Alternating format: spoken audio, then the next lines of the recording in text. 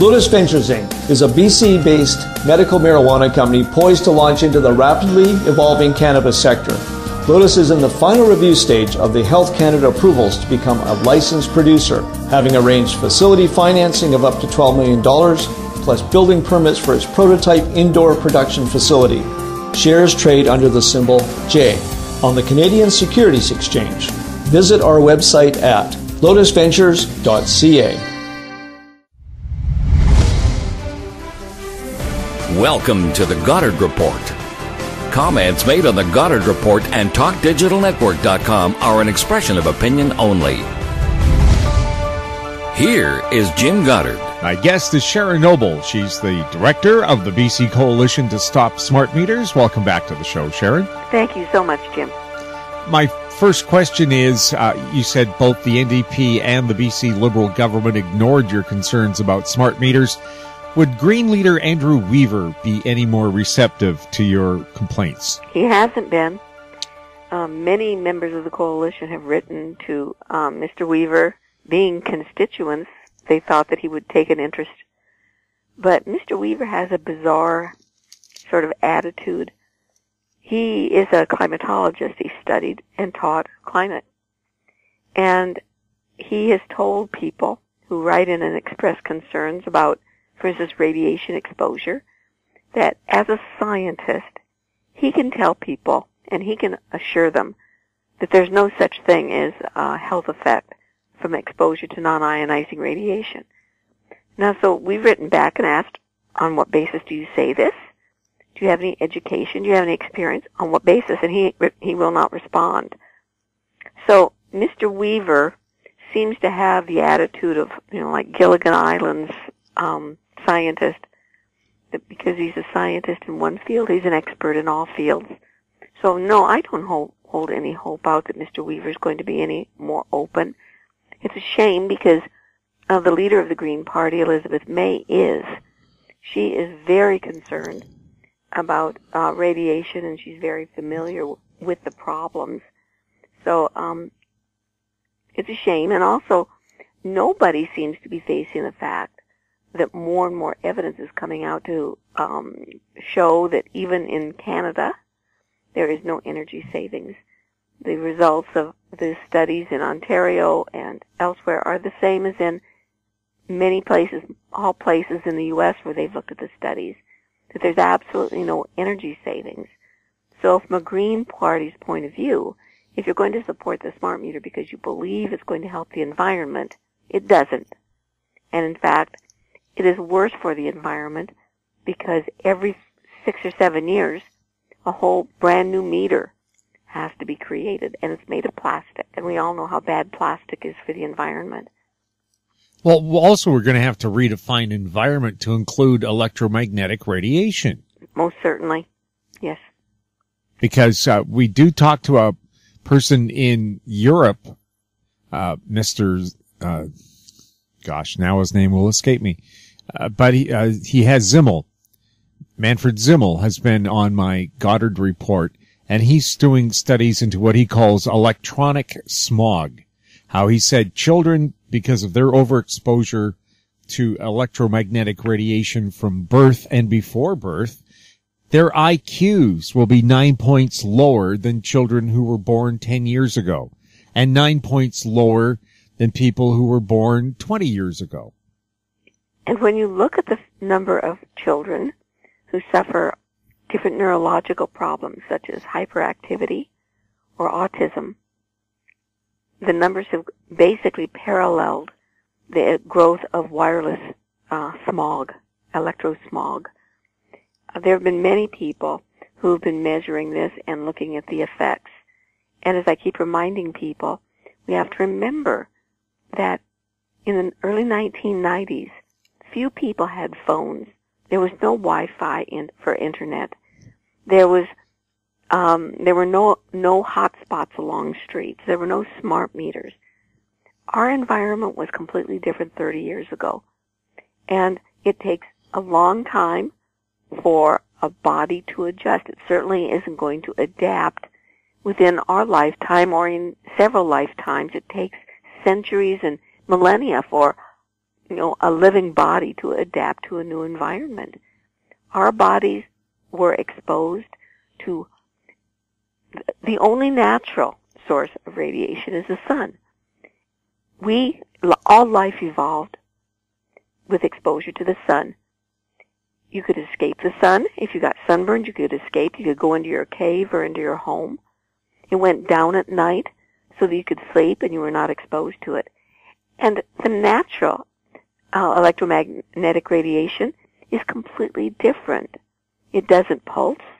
It doesn't modulate. It doesn't have these multiple frequencies. There is a natural resonance with nature. Man-made frequencies are entirely different, and our bodies are biologically affected. It's been shown by thousands and thousands and thousands of studies. Yet the industry has persuaded people to ignore science. The government is in cahoots and also persuades people to ignore science. It's all for money. And the health effects are just starting now to be seen. And people like Dr. Deborah Davis and others are saying that it's a tsunami that's coming. Within the next 10, 15 years, all of those children who were still fetuses and their mothers put the cell phones on their stomach or had their laptops that were Wi-Fi enabled on their stomach, or the fathers who carried their cell phones in their pockets and had their sperm mutated, and the children who were given these little tiny cell phones and had potty chairs with Wi-Fi on them. All of these things are going to come home to roost. And our children and our grandchildren are going to pay for our stupidity. We'll have more with Sharon Noble right after the break. I'm Douglas Mason, President and CEO of Rainy Mountain Royalty Corp., RMO on the TSX Venture Exchange. Rainy Mountain's Brunswick property is located in the Rideout Shear Zone in Ontario. With grab samples running as high as 32 grams per ton gold, a drill program will commence this spring to test the numerous targets located by recent groundwork. For more information, visit our website, rmroyalty.com. Gem International is a new diamond explorer in the richest diamond producing country in Africa, located next to the fourth largest producing diamond mine in the world. International Spotlight is on an 1109 carat diamond recently discovered in Africa by a fellow Canadian junior with a proven operator and finance team. Gem International trades on the TSX Venture Exchange, symbol GI. Visit us at gemdiamondmining.com. Welcome back. We're speaking with Sharon Noble. Sharon, the American Civil Liberties Union considers smart meters to be spying devices. Can you explain? Yeah, there have been some recent legal actions brought forward in the U.S., and the American Civil Liberties Union has decided that the smart meters are invasive. They are capable of gathering information not needed for billing purposes, and they are being used by the government. This data is being used for marketing purposes. This is an infringement upon the Fourth Amendment in the Constitution of the United States, and it also infringes upon our Canadian civil rights under the rights of freedoms. We have a right to privacy, and nowhere have we agreed for in exchange for electricity that we will give up this privacy. But this is what is happening. BC Hydro is saying we have no choice. If we want to have electricity, we have to agree to all of their terms, no matter how draconian, no matter how invasive. We have to allow them access to all of the data that runs through our meters. And there is a heck of a lot of data that's running through these meters. They can tell by patterns what appliances we're using, whether we're home, when we leave. For instance, a garage door opening will have a different electrical pattern than your stove going on or your television going on. By these patterns alone, they can tell what appliances you're using. And things will get worse as BC Hydro plugs in the Zigbee chip that attaches to, the smart meter, and then it signals and communicates with smart appliances.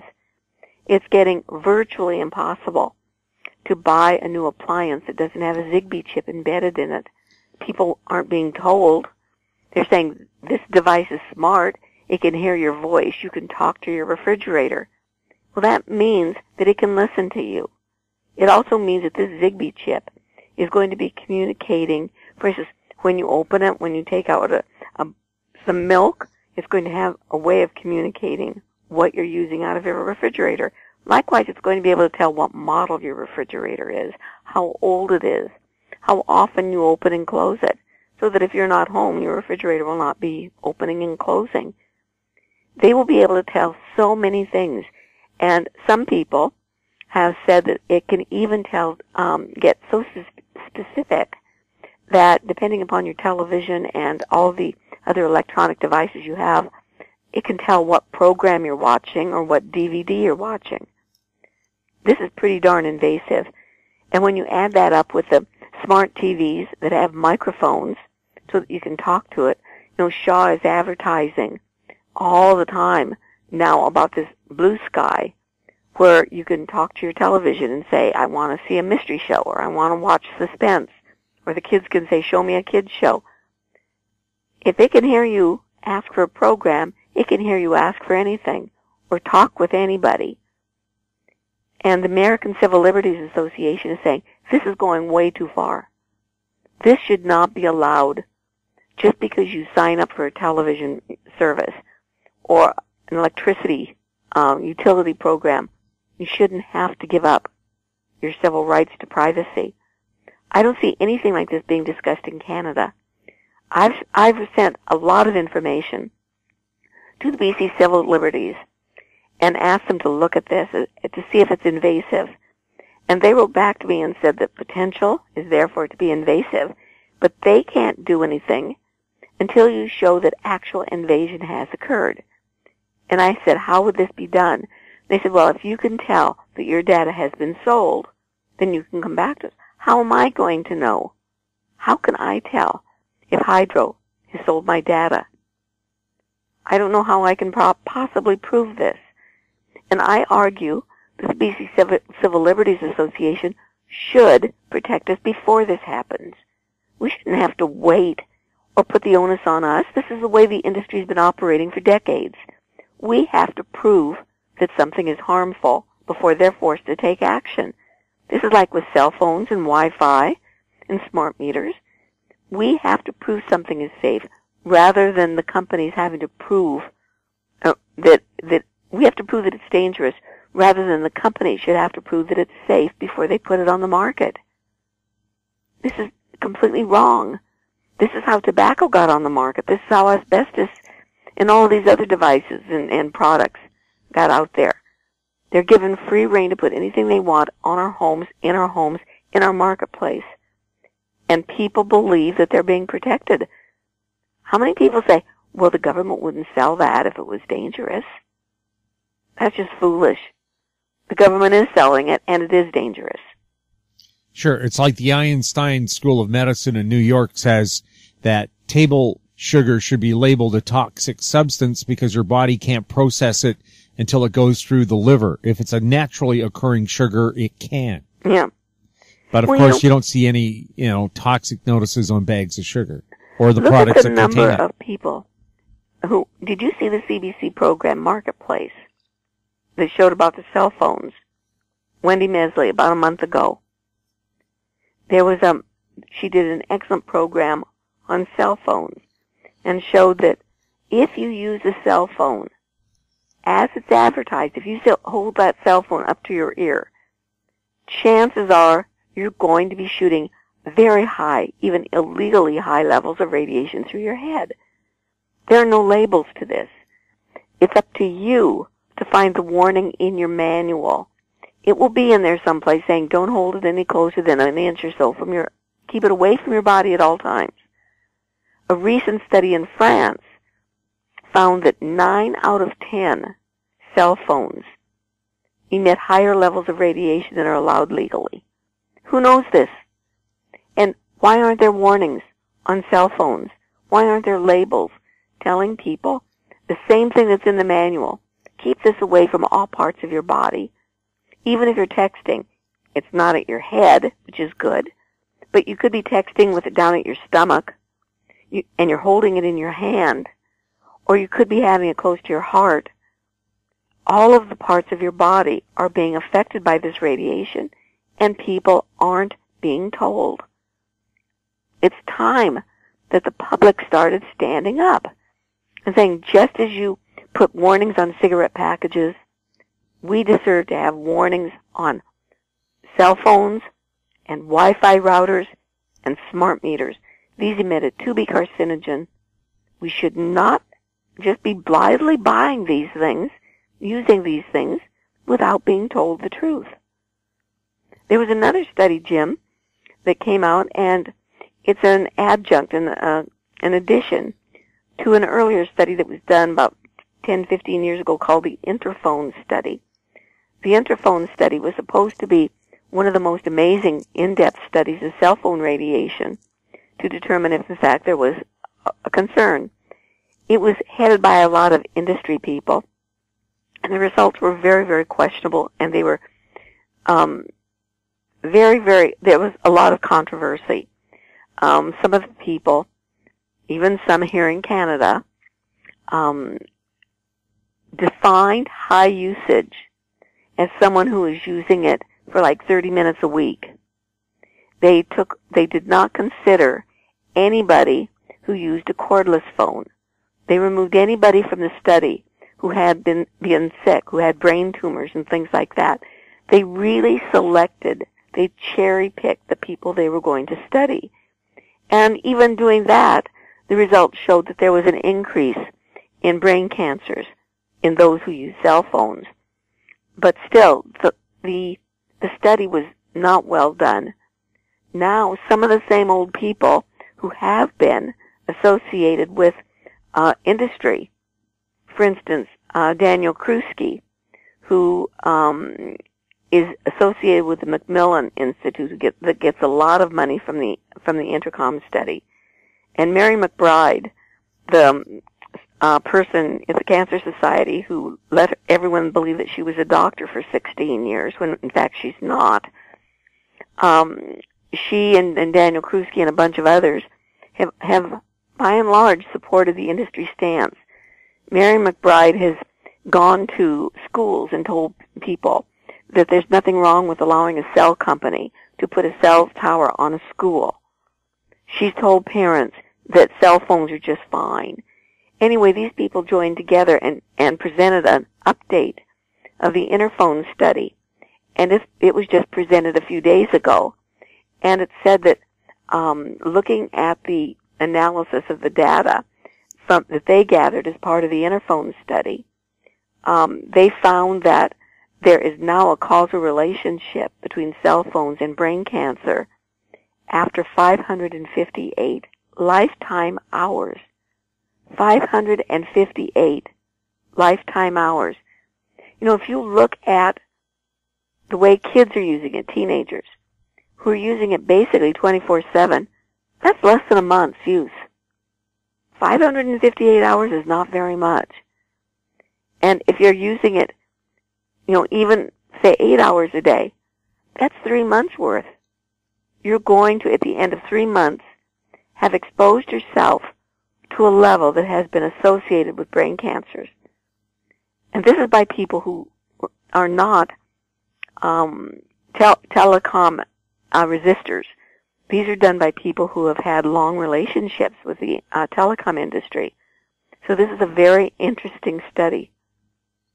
Sure, and you look at the people who have those little cell phone earpieces in all day, or the kids working at McDonald's who have cell phone headsets. And I heard something terribly terrifying about an hour ago.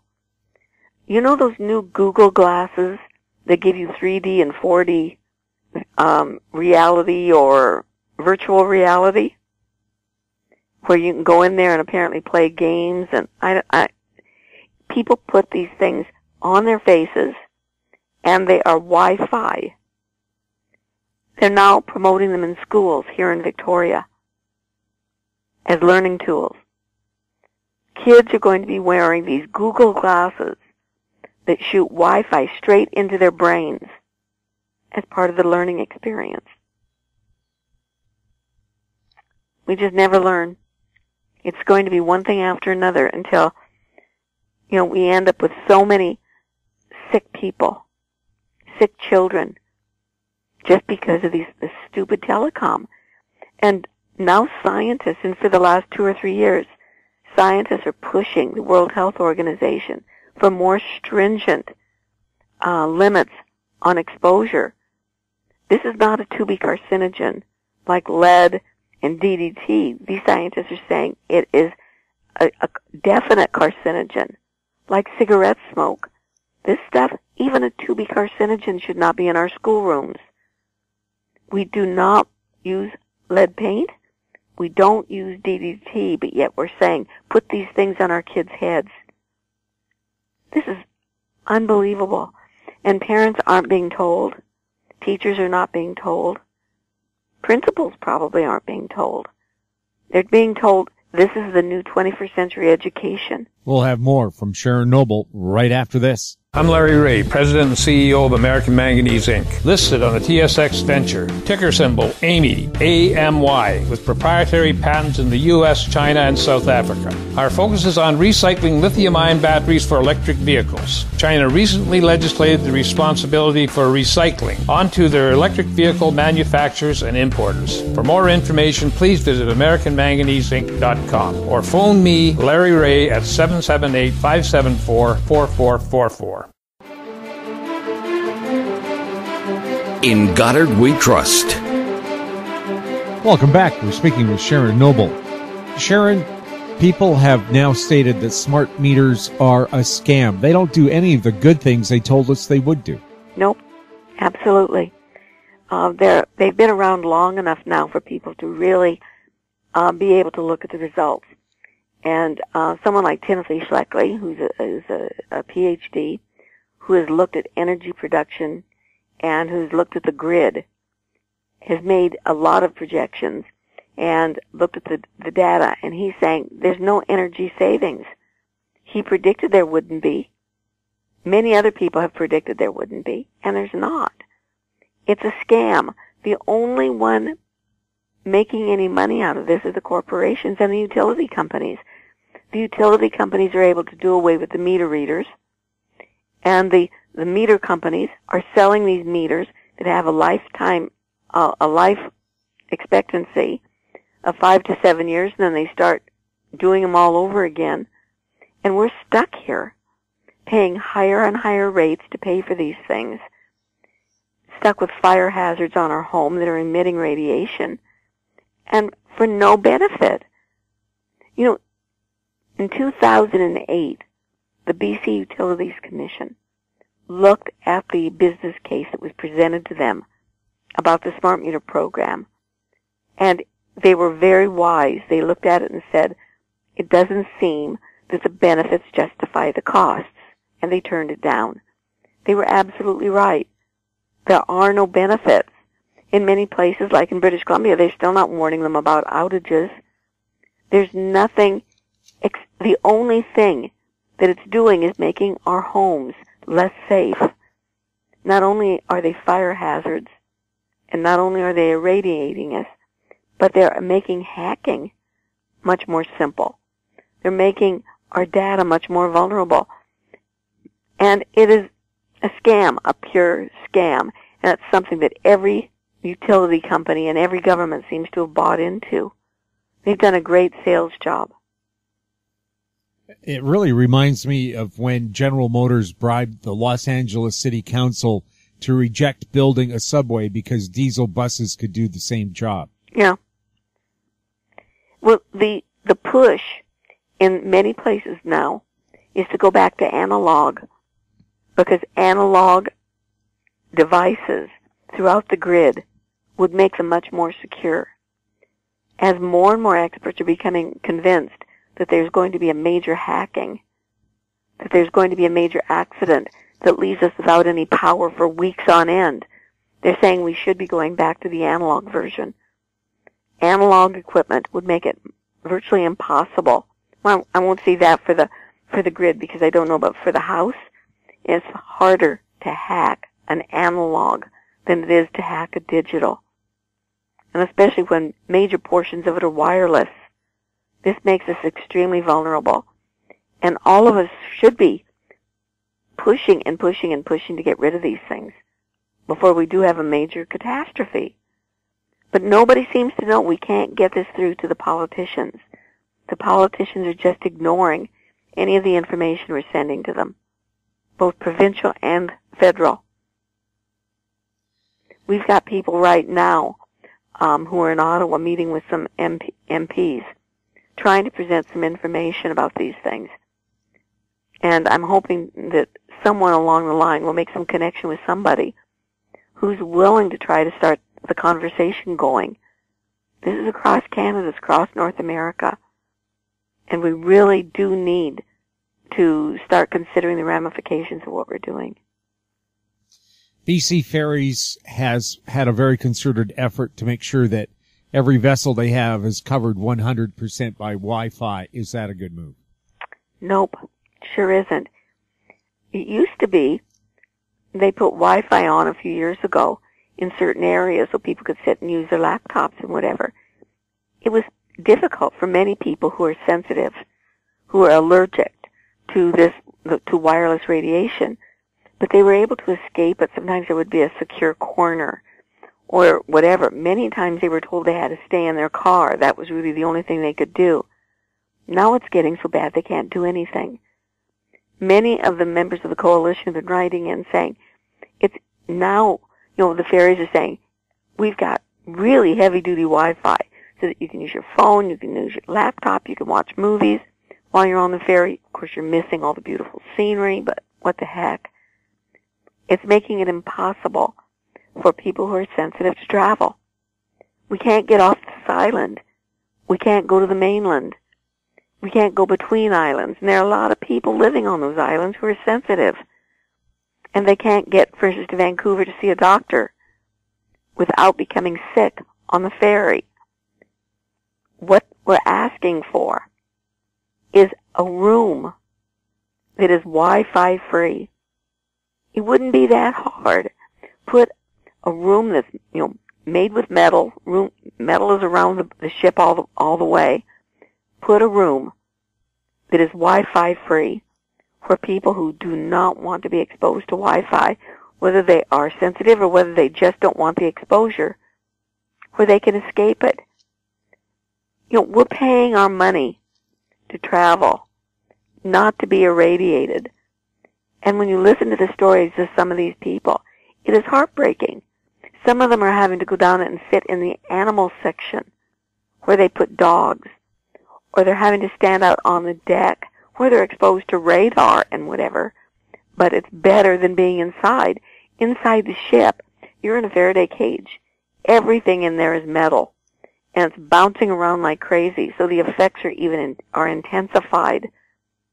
People are becoming so sick that it can take them 2 or 3 days after they get to wherever they're going to recover. This isn't right. And I'm encouraging everybody, please, write to the Ferry Corporation. Wi-Fi isn't needed every inch of every place we go. Why can't we have some places that are still less safe for people? It just seems that this is an impossibility. We can't get it anymore. And people who are sensitive are being discriminated against. They have a right to travel without being made sick. The CRTC is offering $700 million to eliminate cell phone poor reception areas in the country. How should they be doing it so people aren't exposed to excessive radiation? I'm hoping that people will think about this. It's a serious thing. CRTC is asking for the public to send them ideas and comments about how they should be providing broadband to areas that right now don't have good internet reception. I think we should say that this is a wonderful initiative, but do it with wires. Do it with fiber optic cable. Many of the areas of interior in British Columbia and other places are still pretty clean. People can go there to have a vacation, to recover. People who are sensitive can recover if they can go away and get away from the wireless devices. And the interior part of BC offers some very beautiful places for them to go and recover. But if broadband is brought in through Wi-Fi, you're going to have cell towers. You're going to have transmitters all over the place. And it will ruin it. It will not only will it ruin it for the people, it's going to ruin it for our bees and for our wildlife and for the birds that are already having a very hard time existing right now. We need to preserve some pristine areas, and people do deserve to be able to have to have internet. Fiber optic cable is so much cheaper. It has a long, long life. It is faster. It can carry much more data than Wi-Fi, and it doesn't irradiate people. We should be asking the CRTC to make the investment to put fiber optic cable out in the country, right to people's homes, just as TELUS is doing. Why not piggyback with TELUS and use some of their facilities and get fiber optic cable straight to homes?